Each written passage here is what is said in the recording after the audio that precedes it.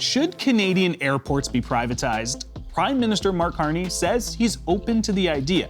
We will look at options for the airports so that they better serve Canadians and so that the capital that is tied up in those airports can be redeployed potentially in other ventures.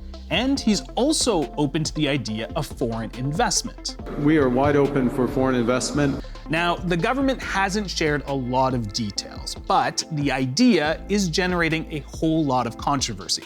Both of Canada's largest newspapers have weighed in on opposite sides. So, would privatization be a flight path to accountability, or should Canada think twice?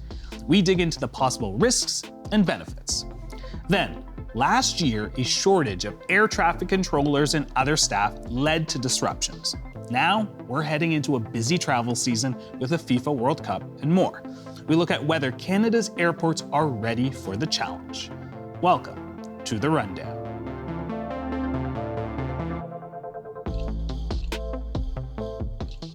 For decades, Canada's large airports have worked the same way. They're run by non-profit authorities, but the federal government owns the land and fixed assets.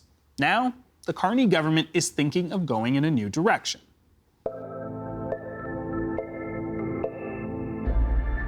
From Calgary, Jake Fuss is Director of Fiscal Studies for the Fraser Institute. And here in studio, Lily Chang is Secretary-Treasurer of the Canadian Labour Congress. Jake, thank you so much for joining us on the line. Lily, thank you so much for joining us in studio. Jake, I want to start with you. The federal government is talking about changing how airports are run. What's the model currently? So before the 1990s, the federal government owned and operated all of the major airports in Canada. That then changed in the 1990s when the federal government then leased those airports to not-for-profit airport authorities. But the federal government maintained ownership over the land that those airports operated on. And essentially what happens is they now operate as the landlord for those airports. So they collect rent from these airport authorities to the tune of about $525 million a year currently. And now the federal government is discussing fully privatizing those airports, similar to other countries like Australia, New Zealand, or some of the examples that we see in the European Union. And give us a sense, how many airport authorities are we talking about in this country? So roughly about 26 major airport authorities in Canada. Those are kind of, the major hubs that we see in the big cities, and also some of the, less big cities that we see in Canada as well. But generally speaking, we're talking about anywhere from 21 to 26 airports in Canada. All right. For a number of travelers, Jake, people may not understand, the airports that they're walking into, if they are run by, a private company or if they are run by these authorities. Help us understand some of the possible benefits of privatization. Yes. So in Canada right now, ultimately, we have a system that has very high taxes and fees relative to other countries, in part because these airport authorities have to recoup the revenue that they're losing to the federal government. So these airport improvement fees, for instance, can be about $40 per person on a lot of flights if you're leaving from Pearson Airport, for instance, in Toronto. But what privatization will actually allow you to do is become more efficient, improve service quality. It could potentially lead to lower fees in the long run, and ultimately could also help lower airfares as part of a broader package of reforms. We've seen the examples in Australia, New Zealand, and the European Union. Following those privatization reforms, in conjunction with a broader package of reforms, they were ultimately able to bring down airfares for their customers. They were able to become more efficient, improve service quality, and ultimately generate more employment in the sector as well in the long run. So it's really a win-win benefit. But the thing I always caution is it's not just privatization of airports. It also has to be other reforms that are made in the system. Otherwise, it's not going to work as intended. All right, Lily, let's get you in here. I'm listening to reduced fees, potential efficiencies in service. These all sound pretty good. Are you convinced? I'm absolutely not convinced. Why not? Because all the examples that I have, just in my own backyard in Ontario, for example, tell me that privatization actually leads to less accountability, less accessibility, and worse in terms of safety. So, there's lots of examples we can talk about later, but certainly I don't believe that privatizing the airports fully will do that. I think that it'll bring in higher costs because we will have private corporations that are accountable to their shareholders, to their investors, and they will demand a return on their money.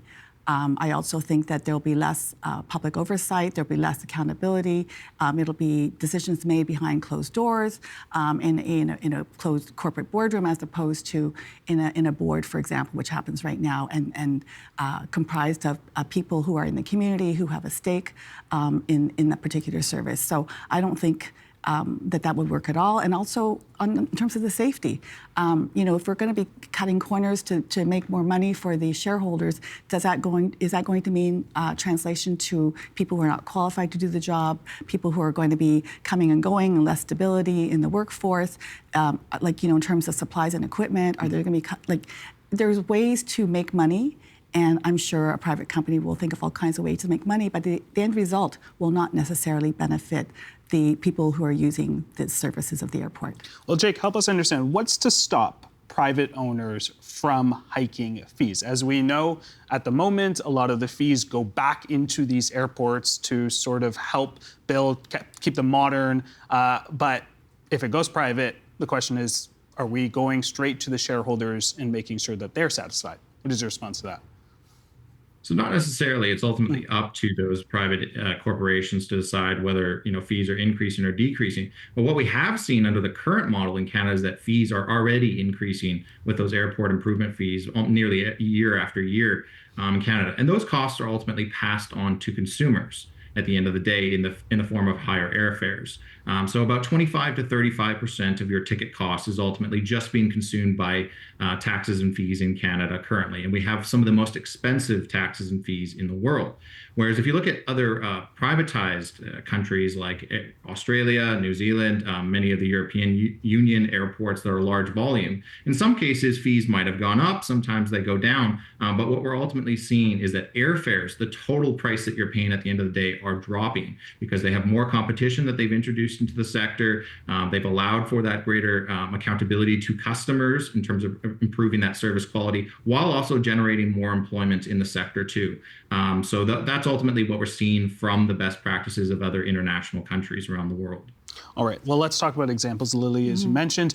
Around this conversation, critics have cited Ontario's Highway 407 as evidence of a bad idea to privatize public assets. As we can remember, 1999, the provincial government leased, it was a 99-year lease for about $3 billion to a conglomerate of companies. Drivers have ended up paying billions of dollars so far in tolls. Should we see this as a cautionary tale? Absolutely.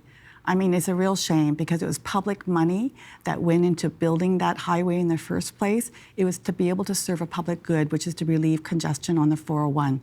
Instead, what happened is that the government took a one-time cash grab and undervalued the actual worth of that 407.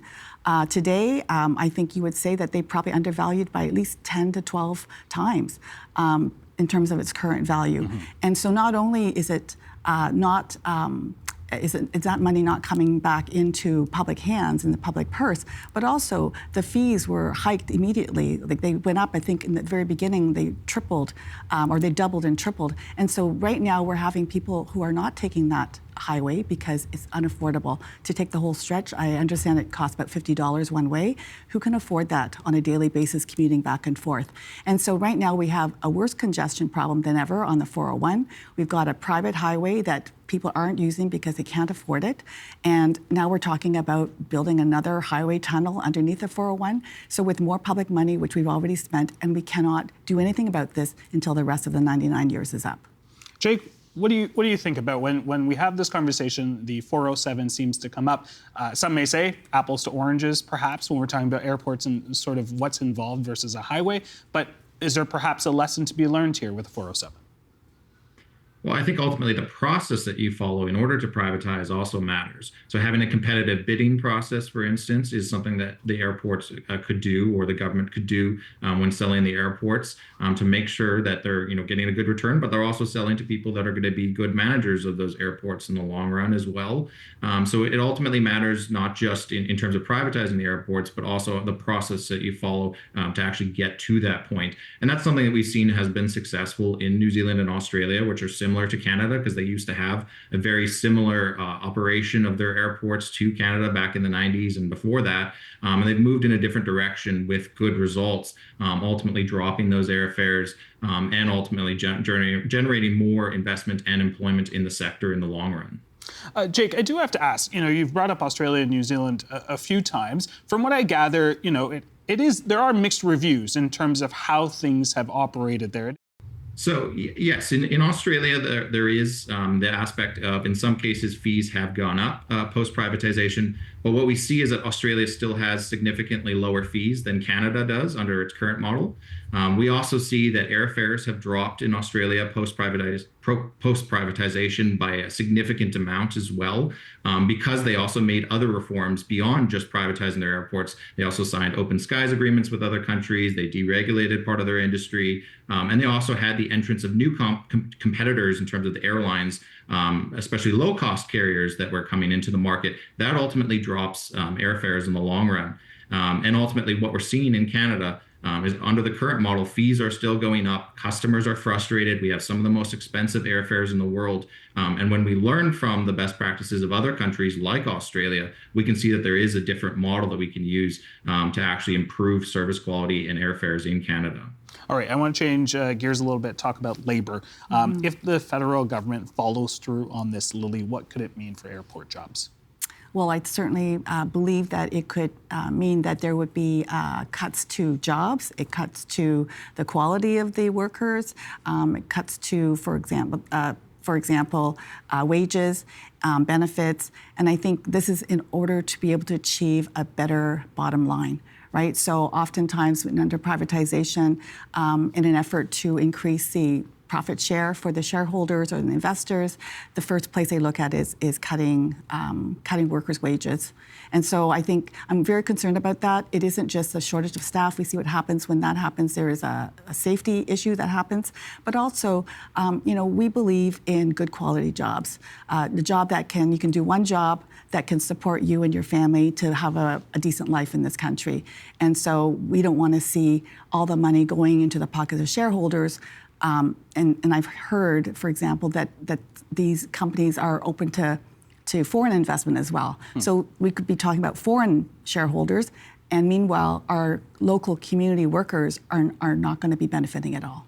I want to pick up on the foreign investment, but one question that seems to come up around labor is risks of sort of the quality of workers and the training that's provided. What are the risks? Say if it's about de-icing, maintenance workers, if those contracts are contracted out. Right. So it could be the skill, the experience, the licensing, of the workers. It could also be the materials that are being used, the supplies, the cleaning supplies. It could be the equipment. So it's just whatever area you can find where you might be able to squeeze a little bit more profit out of, it could possibly affect the operations.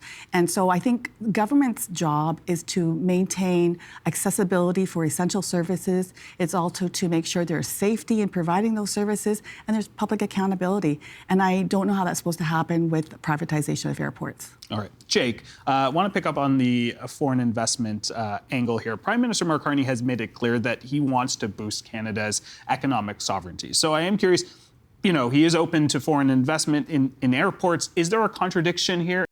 No, I mean, ultimately, we need significantly more investment into the Canadian economy, whether that's domestic or foreign. And in the case of Australia and New Zealand, they removed the restrictions on foreign investment into airports with great results. They're able to expand their passenger volume over time with more investment into those places. And that helps you generate more income for those airports over time and more employment as well. As you have more money, now you have that access to capital that provides more good paying jobs over time. So we've seen seen this, the empirical evidence suggests that after you privatize these airports, after you open up to more foreign investments in these economies, you're actually generating more employment in the long run in Australia, in New Zealand, in the European Union that have these privatized airports, while also serving more routes and increasing passenger volume at the same time. Lily, your thoughts?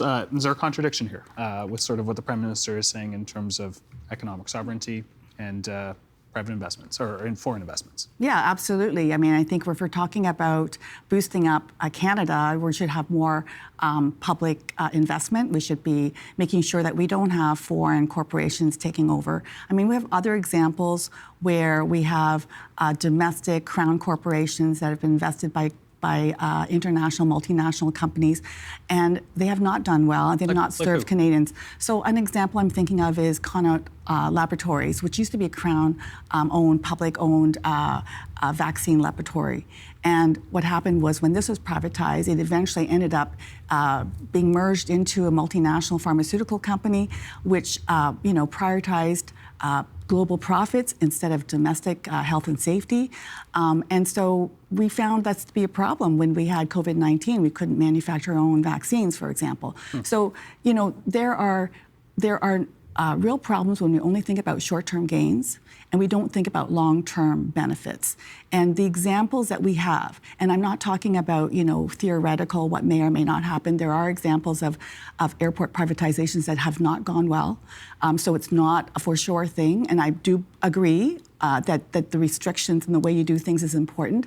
But the examples that we have all show governments not doing a very good job in this area at all, not protecting the public assets and the future benefits of those assets to the people who are supposed to benefit from them.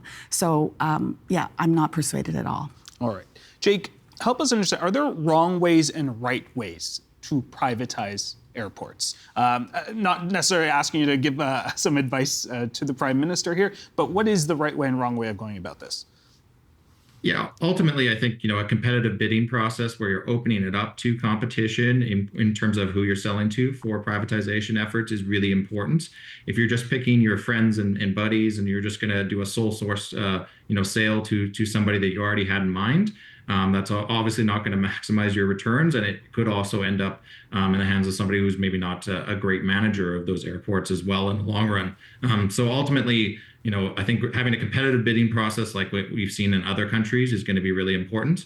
There's a lot of different ways you can go about it too. You can have a fully privatized model where, it's not listed on the stock exchange. You can have more of a public listing, like Auckland Airport does. And governments are even allowed to, buy shares into those airports as well. That's something that we see in Australia and New Zealand as well. So there's many different ways you can go about it. But ultimately, you need to have that competitive bidding process. Lily, I am curious, with the points that Jake has made, do you see any role for private investment here? I think a lot of people who are planning trips, whether it was earlier this year during spring break or planning trips this summer, albeit there is a lot going on in this world when we look at oil prices and all of that, but they probably are looking for a better experience at the airport. And so I am curious, do you see a role for private investment here? Well, what I do see is actually a role for private corporations to be taxed properly, that there should be a profit tax. There should also be a tax on the wealthy. And this will generate more income for the government to be able to do these kinds of public projects and expand and improve services. The examples that we have of failures have there's such big failures that I actually don't trust the government to be making the right decisions here at all. In all of the examples that we can think about, I believe in every instance, the government of the day thought they were doing a very, very smart thing, right? Based on their advice, based on their valuation, they all would claim at that point in time that they, took the best bid, took the best, deal. But it's turned out that that wasn't the case. And so we can't afford to have another wrong mistake happen. I think this is a place that we are going to leave our conversation. Jake, Lily, I want to thank you so much for your insights. I really appreciate your time. Thank you. Thank you. Last year, a shortage of air traffic controllers and other staff caused disruptions and delays at airports across the country. With the World Cup and busy summer travel just around the corner, NAV Canada says it's got a plan. Jonathan Bagg is Director of Stakeholder and Industry Relations at NAV Canada. Great to have you on the show. How are you doing? Hi, Jen. Thanks for having me on the rundown today. Of course. Now, NAV Canada owns and operates Canada's civil air navigation system. I'm hoping you can break this down for us a little bit. What are you guys in charge of exactly? Great question. So we're actually responsible for a variety of services, as critical services that are provided to airlines and other aircraft operators. So when you go to the airport and you see that control tower in the background, it's our air traffic controllers that work in that tower, and they're providing critical services, giving takeoff clearances, landing clearances. We also have other facilities, including area control centers, where they're providing service around the airport once they leave the immediate vicinity, as well as en route as they evolve in Canadian airspace.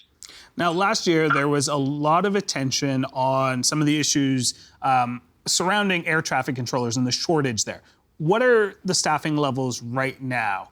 So staffing or resource constraints in the air traffic control field is a global issue. It's not unique to Canada. We're in a relatively good position, but we are working to increase our staffing, and that includes ensuring training. We're training at record levels today, more than 500 people in our training programs. In the past 2 years, we've licensed 600 air traffic service professionals, about half of those air traffic controllers. And so we're now at a point where our rate of new licenses outstrips the attrition that can be experienced by 26%. That's very impressive. I am curious, help us understand what causes this shortage. As you mentioned, this is not unique to Canada. This is a global issue, but what's causing the shortage? So if you look, there's a few factors. Obviously, demographic pressures that are experienced across a range of industries with a workforce that's approaching retirement. But in addition to that, it was exacerbated by the pandemic period where we really had low traffic levels. And that unfortunately made it very difficult to train because there wasn't a lot of aircraft in the sky. So it makes it challenging to prove proficiency. And at the same time, we want to protect the operation from outbreaks. So that pandemic period, unfortunately, also impacted our throughput in terms of new licenses. And now most of the industry and internationally, we're all working to catch up on that perspective. You mentioned training. I think a lot of people do not understand how much and how intensive the training is for air traffic controllers. So help us understand, what does it take to be one? So it's a very intense training program. It could take up to 30 months to qualify as an air traffic controller. Our field doesn't have, let's say, a university or college program that's a precursor to becoming an air traffic controller. You really come work for NAV Canada as a trainee. It's a paid training. And you go through classroom and then simulation and then finally on-the-job training where you're paired with another licensed air traffic controller until you qualify and receive your own license. And so it's a pretty lengthy process.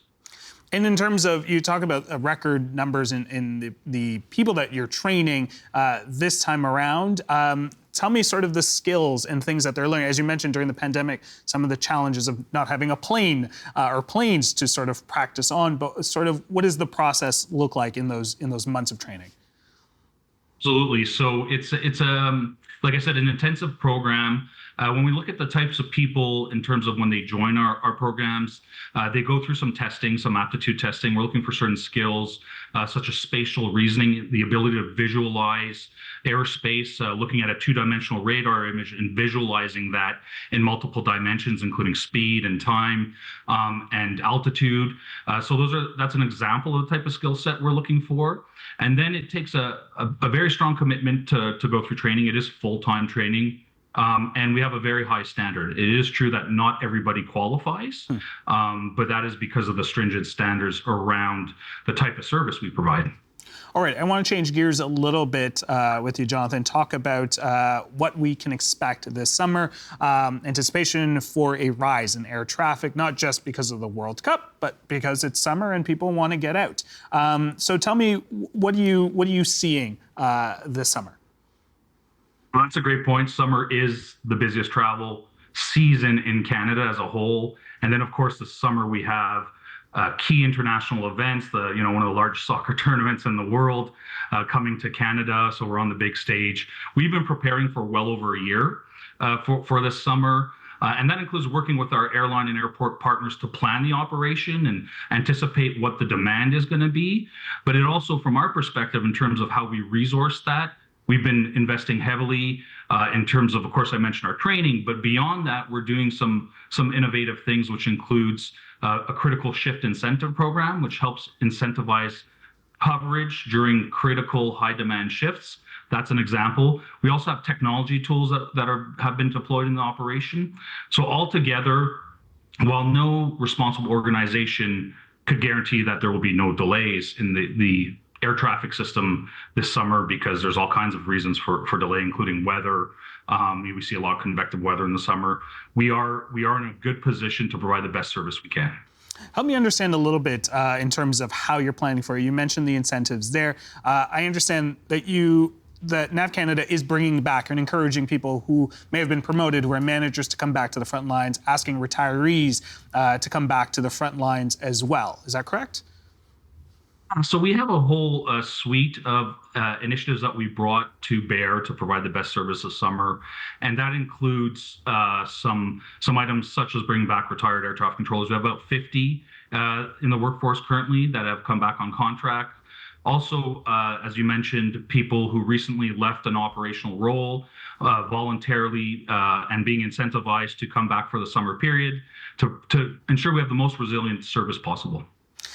What do you say to travelers who are frustrated with delays? I know there's a lot of focus right now on air travel, lots of conversations about just airports in general, but at the end of the day, people just want to be able to get from point A to point B with minimal disruptions. And so I am curious, what do you say to travelers who may not necessarily understand the intricacies that are happening behind the scenes?